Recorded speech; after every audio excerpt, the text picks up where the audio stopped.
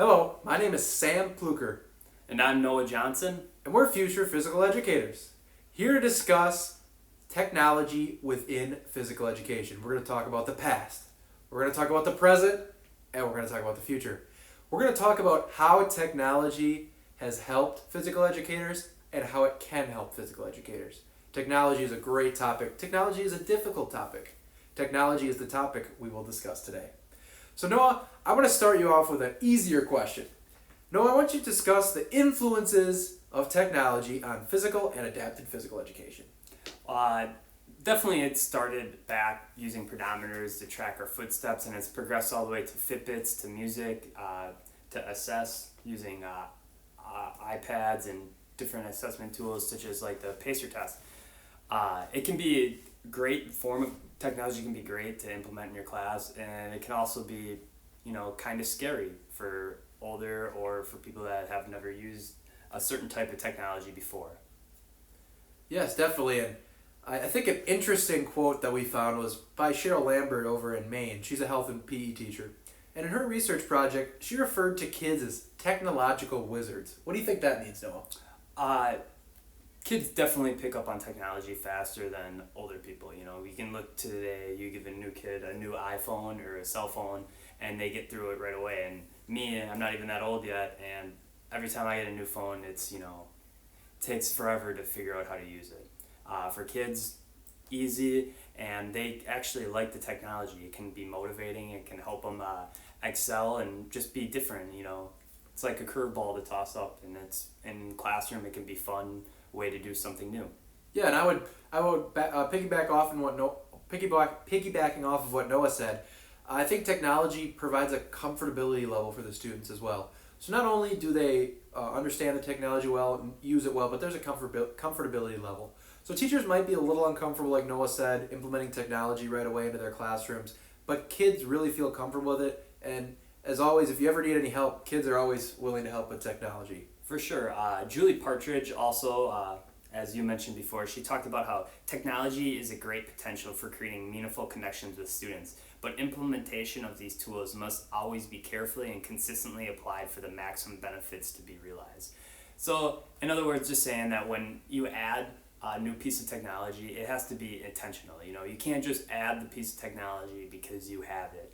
One, it can be frustrating and might not go the exact way if you haven't used it much in advance previously, and it actually might take off, from your lesson planning.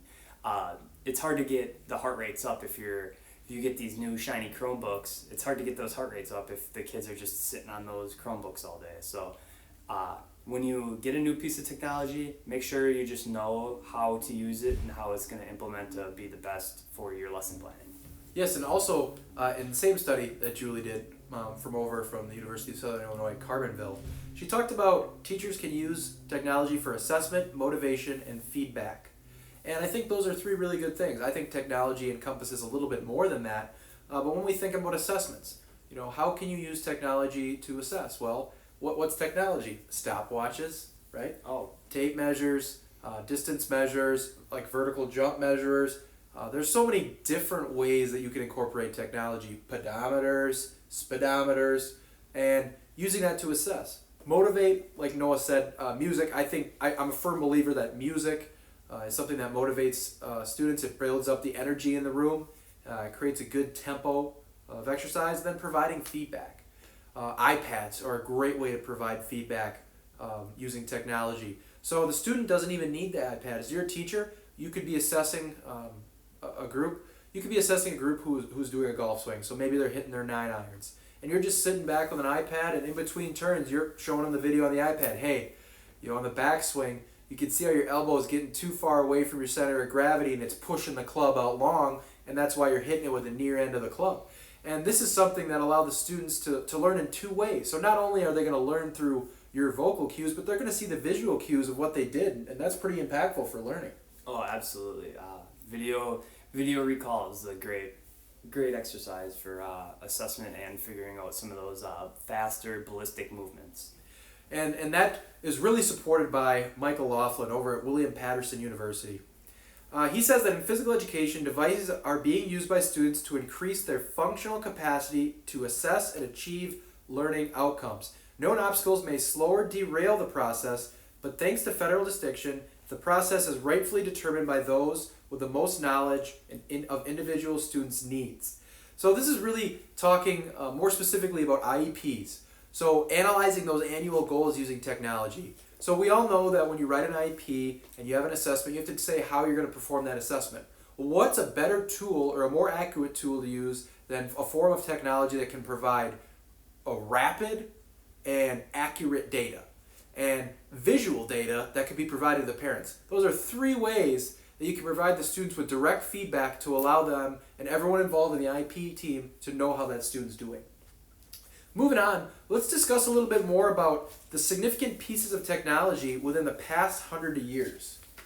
Bunch of different pieces of technology. First of all, we talked about a little bit pedometers. Just think of the original pedometer was just a little step counter that you would maybe attach to your hip that'd give you a accurate of how many, or not very accurate formula of how many steps you'd get in a Walmart kids meal or a McDonald's kids meal. Exactly. And now we have them all the way up to Fitbits that we're wearing and pretty much can track way more accurate all the way down to your sleep analysis. Emily Clapham of the University of Rhode Island talked about pedometers and heart rate monitors, and it's actually excellent because not only does it give you the technology to give you a more accurate form of steps, she used both pedometers and heart rate monitors and attached them to the students, and it showed that it actually motivated the students to get more steps in the day. The students used it and felt could actually track and see what they were doing and how hard they were working, and it motivated them to actually get out there and work harder in their class and get more steps in, get that heart rate up. So not only can it track exactly that target heart rate zone or getting up to that upper heart rate that you're trying to, it actually motivates the students and gives them like a visual of how they're actually doing. And I know in some of my college PE classes, we were given heart rate monitors and used that for participation tracking, and it was just an excellent forum. It was my first use of a Fitbit, and it was just excellent to visually see what you're doing and how hard you're working. It's hard to cheat a Fitbit. Yeah, definitely. And just looking at some more pieces of technology, I think the way that PE was ran 100 years ago compared to now was 100% influenced by technology. So where it used to be just straight running, pull-ups, sit-ups, push-ups, now we have the technology and the modifications to allow everyone to participate in every activity. So let's just take a look at the FitnessGram testing series. So obviously we want to measure aerobic capacity, muscular strength, muscular endurance. Well, in the old days, if you couldn't run 1.5 miles or a mile, or for whatever the test required, you couldn't participate, or maybe you'd walk. But now we got the Pacer, and the Pacer implements technology as a resource to determine specific lengths of time to test students, and the aerobic capacity is still tested in an environment where they get a little bit more of a break. Or the sit and reach test. Now there's the back saver sit and reach, where we're implementing technology that's making it more safer for all students to participate. It's not, you can't do a proper push-up, you can't test. Well, we can test your muscular strength in other ways. We could use, for a student, for example, how do you test a student in a wheelchair in the aerobic capacity? Well, a hand ergometer. Oh. Now we can have those new technologies to say, hey, you might not be able to participate in the aerobic capacity test that these other students are participating, but you can still participate. We can still test you, and you can still work to goals. So I think technology has just changed the way. Physical education used to be so much determined on team and as a group. Everyone did the same thing. But now it can be a little bit more individualized, where everyone's getting a service that they need. And as physical educators, we're looking for that lifelong exercise, lifelong physical exercise, and trying to really motivate our students to figure out what they enjoy doing. Using these forms of technology are great, so they can visualize it and start using that to implement it in their life for maybe after school. So those were the great things of the past, Noah. Let's move on to the future. So if you could take a rocket ship to 20 years from now, what do you think we're seeing? Well, I know Wendy Barber from the University of Ontario Institute of Technology. Looking forward, researchers are currently working and designing prosthetic limbs to perform specific high dexterity tasks such as playing the cello. So I know that's music, the cello would be referring to music, but for physical education, that would be great. Just think of using your hands to manipulate, let's say, a ping pong paddle or a baseball to be able to throw a baseball. Using that, having the ability to use like digits or like to be able to manipulate your fingers would be great. It'd actually be wonderful too in your everyday life, being able to like, use a cell phone, being able to touch the or even typing on a keyboard, using some of those finer movements of your hands. Definitely, those manipulative skills can really allow those students to participate in activities that they wouldn't have been able to without the technology that these prosthetics can handle. Beth Pyle and Carrie Esslinger kind of categoricalized the future of physical education technology. And they talked about how technology can be implemented in unit and lesson planning, classroom management, communication with parents and teachers, instruction feedback, and assessment. So they also said that technology and physical educators only typically use technology to meet the standards without discovering the how, why, and when to use the best technology available. So one of the great things that we discussed, me and Noah talk about all the time, is just the great amount of resources we have as physical educators. We can contact someone via technology across the country, across the world, to discuss new ways to incorporate technology and new lesson plans. So our lesson plan doesn't have to be technologically based to use technology. We can use technology to get the lesson plan, or we can use technology to figure out how to design specific materials using common household items. My practicum teacher that I work with uses a lot of plastic and PVC pipe to create ramps for students who are unable to physically lift a ball, but they can push a ball down a ramp. He goes online, he can go on YouTube and watch a video on how to create these items, and that's how he's incorporating the technology into his classroom. So we oftentimes thinking, I hand a student an iPad, that's technology. The future of technology is our rooms, our lesson plans, and our gyms are going to be designed and ran with the assistance of technology due to all the other people that we can communicate with in the community. Talking about lesson planning and PE Central is a great forum. Just think 30 years back, you couldn't just hop online to go to PE Central and type in what class you want and what activity you're looking for. Having all the resources just makes it easier for us to be able to teach our students and lesson plan even stronger than what they could previously. But thinking forward to even further in the future, we talk about sports. They have the new esports where that they're actually competing for virtual video games. Sung-Young Kang of the University of Korea talks about VR sports, which is virtual reality. Virtual reality sports, and combined with virtual reality technology, offer the opportunity for the disabled people who are physically and mentally limited set up suitable level and gain repetitive experience in virtual space. This is excellent. Not only is it inclusion, but it gives an opportunity for students to, maybe experience something that they otherwise never would have. Playing a virtual reality game kind of reminds me of the movie like Avatar. You're actually getting put into a situation that you may never have been able to experience through your entire life. Through virtual reality and the technology, students can practice and play sports that maybe never have before.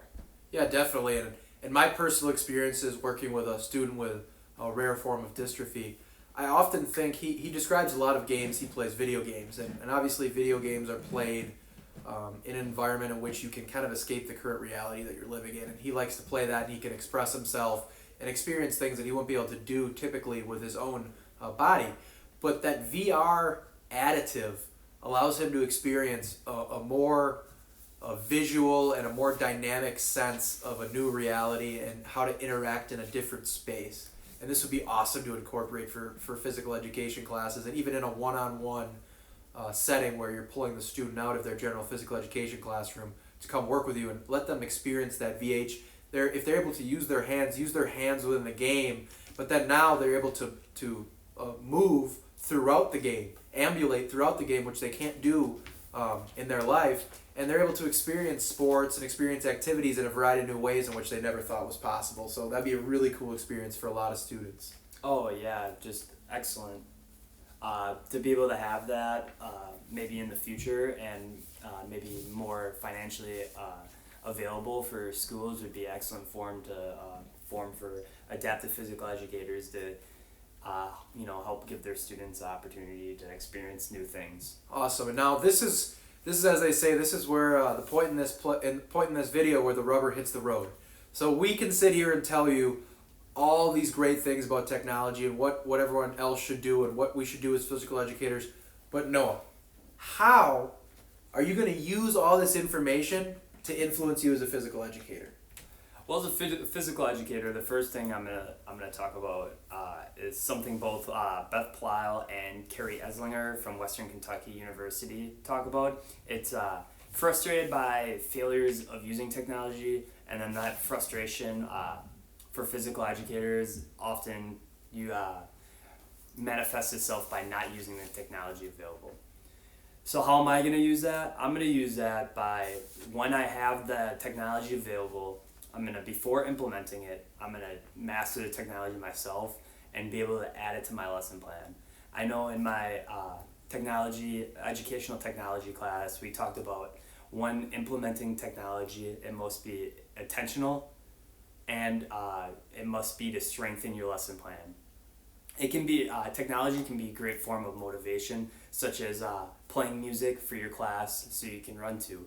But you can't just use technology as the main piece, which I discussed right away. You can't be using, for a physical education class, you can't just be using the technology and not have them actually be engaging in physical activity. So you have to make sure that when you're using technology, implement it, be intentional, and make sure that it strengthens what you are teaching. So I'm going to research it. I'm going to use different articles, different resources such as the internet to look at the newest forms of technology and just see how other teachers implemented it. See if they liked it, if it worked well for them, how to implement it. And even if I get frustrated by not being able to pick up the newest gadget and straight implement that, I'm going to stick to it. How about you, Sam? My personal beliefs are really summed up really, really well by Ann Gibbons.